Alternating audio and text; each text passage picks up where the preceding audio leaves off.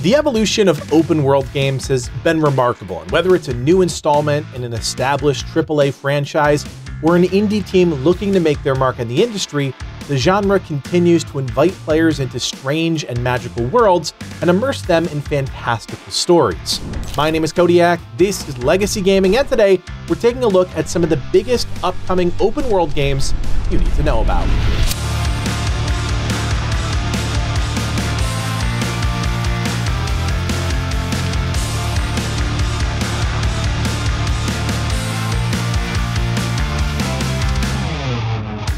Kicking off our list is a game survival fans have been waiting on for quite a while.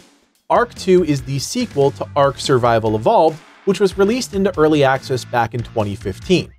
One look at the Steam store page and you'd realize there are a lot of big promises laid out for the launch of this game, including an epic story, revolutionary cross-platform modding, best-in-class third-person only gameplay, Souls-like melee combat, massive new alien environments, component-based crafting, dynamic world events. I mean, seriously, this list just goes on and on. I think it's safe to say the devs are ambitious about this next-gen open-world survival game, but it's way too soon to be counting our chickens or dinosaurs. While the game is built on a solid foundation, Ark's latest entry, Ark Survival Ascended, has seen its fair share of drama post-launch, with performance issues absolutely cratering the launch. Given that Survival Ascended was simply just an Unreal Engine 5 upgrade, and they had so many issues, it's a bit scary to think how the launch of Ark 2 will fare. That being said, Ark 2 is still completely shrouded in mystery. We've yet to see a single lick of gameplay, so there's no use overhyping what the developers themselves have already hyped. But hey, at least Vin Diesel is on board. Back in 2012, Capcom released the first Dragon's Dogma game. Fast forward a decade plus later, and the excitement around Dragon's Dogma 2 is building steadily.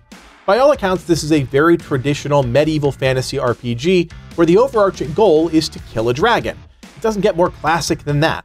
You'll create your character called an Arisen and choose a vocation, and here again, we're talking the classics: fighter, archer, thief, or mage. The game is built as a single-player RPG with action combat, but instead of traveling the world alone, you'll be joined by up to 3 AI-controlled companions, known as pawns, that will fill out different roles within your team. With the game's original director back in the driver's seat, I fully expect the game to expand on everything fans loved about Dragon's Dogma, while hopefully surprising us with a few new twists and turns along the way. One thing that immediately captured my attention is the often larger-than-life enemies that we'll encounter, and some of the less traditional ways of taking them down. I mean, who hasn't wanted to scale the back of a giant troll and plunge a sword into its skull? It looks like a good time. Dragon's Dogma 2 is certainly one to watch if you're into classic RPGs, but at this time there's still no clear release date in sight. When Avowed was first revealed back in 2020, it immediately captured our attention. A new medieval dark fantasy game made by one of our favorite developers, Obsidian Entertainment? Yes, please. Well, after a few years in the oven, the game resurfaced in 2023, and it looks surprisingly different. Like many of the games on this list, Avowed is still largely a mystery, but unlike some of the other titles, we have seen some actual gameplay, and it's pretty clear the developers are looking to carve a different path with their game. What we know is that a plague is overtaking the world, consuming man and beast alike, turning them feral. With a blend of steel and magic, our job will be to root out the corruption whatever form it takes, and by the looks of things, there will be no shortage of enemies to cut down. Avowed has touted a solid 2024 release date for some time, and with very little still known about the core systems of the game, I expect a huge info dump sometime before 2023 is up. If nothing else, keep an eye on major industry events like the Game Awards and any upcoming Xbox showcases, because that's where I think we'll see Avowed pop up. Final Fantasy VII Rebirth promises to continue the epic story that left fans confused, awestruck, yet absolutely pining for more. Part 1 took the story, known all too well by fans of Final Fantasy VII, and craftily deconstructed it to uncover a faithful yet mysterious retelling of the original narrative. Even though the entire story arc will be delivered over 3 games, the director was clear that Rebirth will be its own distinct experience, assuring fans that it will be more gripping and memorable than its predecessor. At this point, there's no telling what direction the devs will take in Part 2. What is clear is that the game is leaning much harder into an open-world concept, and that makes sense given the transition away from the more linear storytelling contained within Midgar.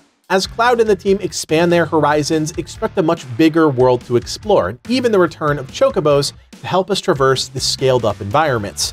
Still, as with most Final Fantasy games, what else the team has in store for fans is unclear. We're sure to see the return of real-time action-oriented gameplay, but outside of that, the developers are keeping things pretty under wraps. Like its predecessor, this will remain a PlayStation exclusive, but hopefully will make the move to PC within a reasonable time frame. If you're a Final Fantasy fan, you've most likely already got this on your radar, and if you're not, I doubt Part 2 or Part 3 of this series will win you over. Team Ninja, the developers behind Ninja Gaiden, Nioh, and Wolong Fallen Dynasty, are back in the saddle with Rise of the Ronin, an ambitious open-world game that takes place in 19th century Japan. Set during a radical period of transformation where the East and West are colliding, new concepts like black powder weapons are introduced to a culture that is deeply rooted in tradition. As a Ronin, you're masterless, and your choices will shape the world in what the developers claim is a dynamic story. Choose who to assassinate or who to protect, and watch as the story changes based on those decisions. As you might expect from Team Ninja, the combat will most likely be complex, yet still accessible to players that wish to play out those samurai fantasies. The time period also gives the developers a lot of freedom when it comes to the tools players will have at their disposal, most notably a wingsuit which gives your character traversal options we don't often see in samurai games. As you might expect, Rise of the Ronin is a PS5 exclusive, and details about the game's release are few and far between, but some leaks suggest an early 2024 release is likely. There's no doubt in my mind this next game is going to get a lot of attention come launch. Star Wars Outlaws is the first next-gen game set in the Star Wars universe that seemingly has no connection to the Jedi or Sith. I mean, I'm sure they'll show up, who are we kidding? But at the onset, they're nowhere in sight. In Outlaws, you play as Kay, a scoundrel-type character with a small alien companion called Nyx. The duo are clearly trying to channel their inner Han Solo, and that formula just might work. Equipped with blasters and the ability to pick up dropped enemy weapons, it's a different dynamic than we usually see play out in a Star Wars game. The big sell is that Outlaws will feature, by the looks of things, a seamless open world, and that includes adventures into space. I mean, after the fervor surrounding Starfield's load screens, you have to imagine the Outlaws developers are going to look to push the tech as much as possible to cut down on those interruptions. It's ambitious, and that requires some serious development, but Outlaws could be familiar, yet distinctly different enough to be a huge hit. We actually have a great video already up on the channel breaking down 10 key details from the reveal trailer and gameplay, so check that out if you're interested in learning more about Star Wars Outlaws. Another interesting game on our list today is We Kill Monsters, which looks to be a sort of open-world survival adventure game, but not in the traditional sense. You play as a homunculi, and you're tasked with trying to save your dying city of Adinu. The only way to do that is through the use of primordial fluid, which flows through your location, the shell. As you adventure, you'll need to go deeper within the shell, using the great elevator to reach depths yet explored. But to do that, you'll need immense power. Using your skills, you'll explore each floor, tracking and hunting the Angel, whose death can generate enough power to activate the elevator, sending you deeper underground. It's all a bit abstract at this point, but some of the clips we've seen of the game look genuinely interesting, with larger-than-life points of interest and a constantly changing aesthetic that really catches the eye. My hope is as more information is revealed about the game, we'll get a greater understanding of the gameplay loop and the core combat mechanics that will be central to the game's experience. With a name like We Kill Monsters, you hope the act of actually finding and killing monsters is fun and satisfying. We can clearly see both melee and ranged weapons on the backs of our player-controlled character, and with the promise of a single-player or co-op experience, there's definitely enough here to pique our interest. There are medieval fantasy games, and then there's Crimson Desert. The team behind Black Desert Online first revealed their single-player game back in 2020, but until this summer, things were relatively quiet. In true fashion, the team released a gameplay trailer that had more explosions than a Michael Bay movie, so if you thought the team was moving away from their over-the-top antics, you are mistaken. Crimson Desert puts you in control of a mercenary that's fighting across the vast world of Pywell, which is broken into multiple continents and regions. Honestly though, what's most interesting about the game is how amplified the action truly is. Everything, and I do mean everything, from riding a horse to fighting groups of enemies, is presented in the flashiest way possible. It certainly gives the game a distinct look and feel, and some of the interactions are truly interesting, like picking up an enemy and hurling them back towards their comrades. It's those small details in the action that make a game stand out, but that's only if the rest of the content is there to support it. Obviously, there's a lot the team can pull on from Black Desert Online, but with Crimson Desert being a single-player game, it's not a direct translation from game to game. Hopefully, some of the more casual-friendly systems like arm wrestling and fishing help enhance the immersion factor, not simply distract us from the main objective of the game. But at this point, there's no telling how far and how deep the game really goes. Crimson Desert was supposed to release multiple times now, and the devs have seemingly stopped making any sort of promise in terms of release, so my guess is when the time is right, this one will just pop up and launch. A game that we've been watching closely for the last year plus is Nightingale. This open-world survival game features an interesting system of portals that combine elements of different worlds to piece together a unique map for you to explore. The game is set in an alternate Victorian era with black powder weaponry and magic mixing in interesting ways. The game is PvE only, so it definitely won't have the same vibe as, say, Rust, but there are certainly a number of interesting enemies to defeat as you defend your makeshift home. Building is a huge centerpiece of the gameplay experience, and while we haven't had the chance to fully explore the system, the developers promise plenty of options for builders to explore. The game has been pushed back a number of times as the team continues to tweak and polish, but 2024 is absolutely the year we see Nightingale released to the masses. Back in 2020, a new studio called Dreamlit Inc. popped onto the scene. I guarantee most of you haven't heard of their upcoming game, Powers of Aghasba, which is an open-world survival crafter. According to the official website, players must balance between constructing bustling villages for their growing tribe and nurturing beautiful ecosystems of otherworldly plant life. It's like all the things you would expect in an Avatar survival game without the blue people. In all seriousness, this game looks remarkable, and for a team of just a couple dozen people, it's wildly impressive.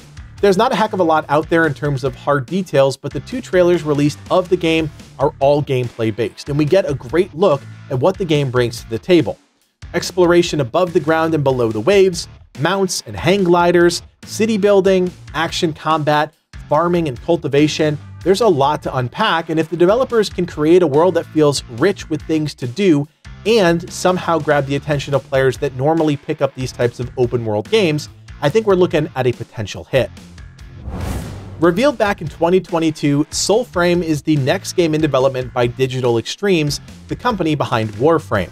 Set in a mirror universe to Warframe, this new game strikes a much different tone, building the entire experience around high fantasy.